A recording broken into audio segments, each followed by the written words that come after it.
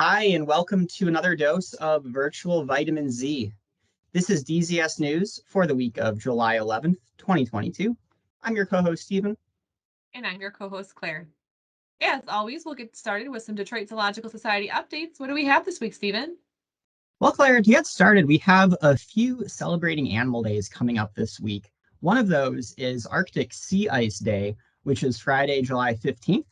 And this is a day that celebrates Arctic sea ice, but I think maybe more importantly, raises awareness about the threats to Arctic sea ice and the importance of us doing everything we can in order to preserve it because it provides habitat.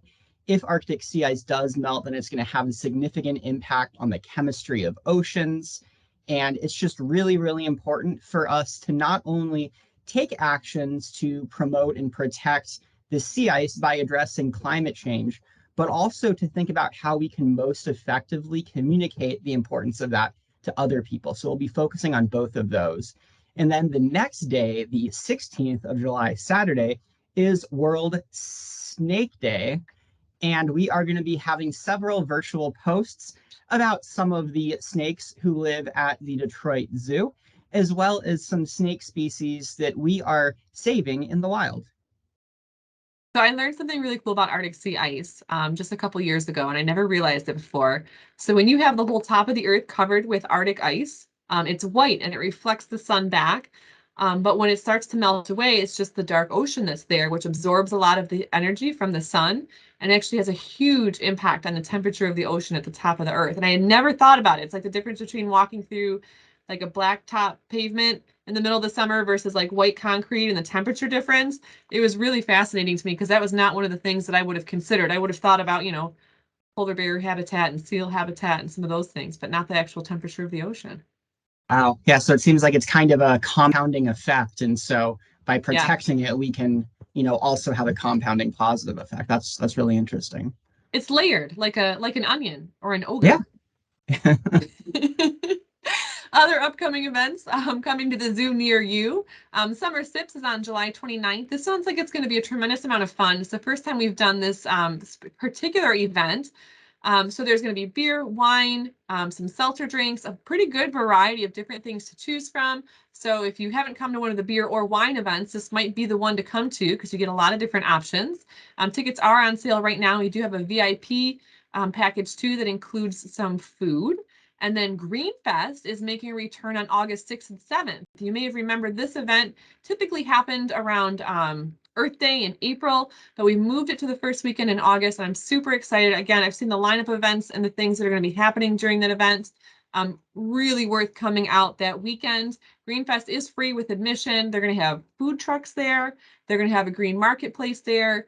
Just really worth the time and effort. So come and join us on that first weekend in August. Awesome. Those both sound really exciting. And one thing I did want to mention about the summer sips is let's say that you want to visit the zoo at, in the evening hour, but aren't interested in drinking. You can get what we call a designated driver ticket for a significant discount. You still get the same access. You'll have unlimited soft drinks, as well as, the music. Obviously, you're at the zoo. So definitely worth checking out, even if maybe you're not as interested in the drinks and you're just interested in the hour. Yeah, that's a great option.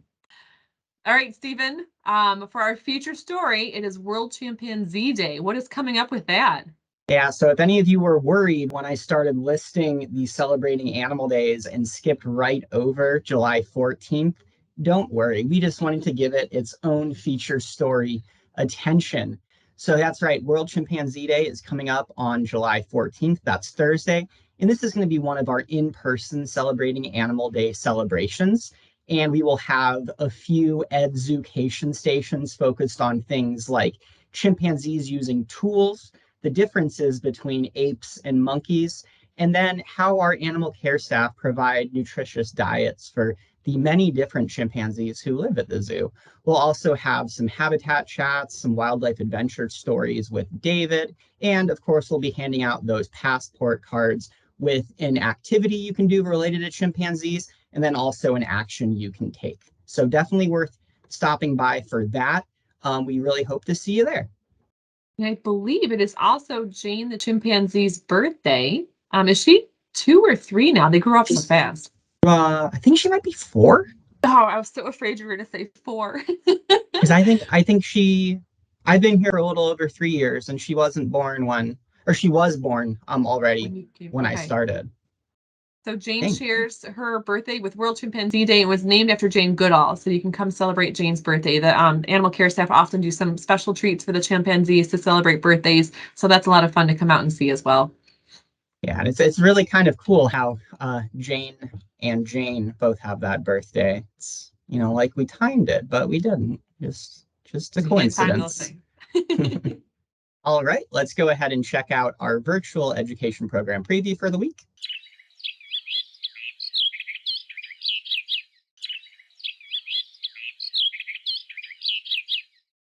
And that's all we have. Thank you so much for joining us. And as always, stay healthy, Detroit.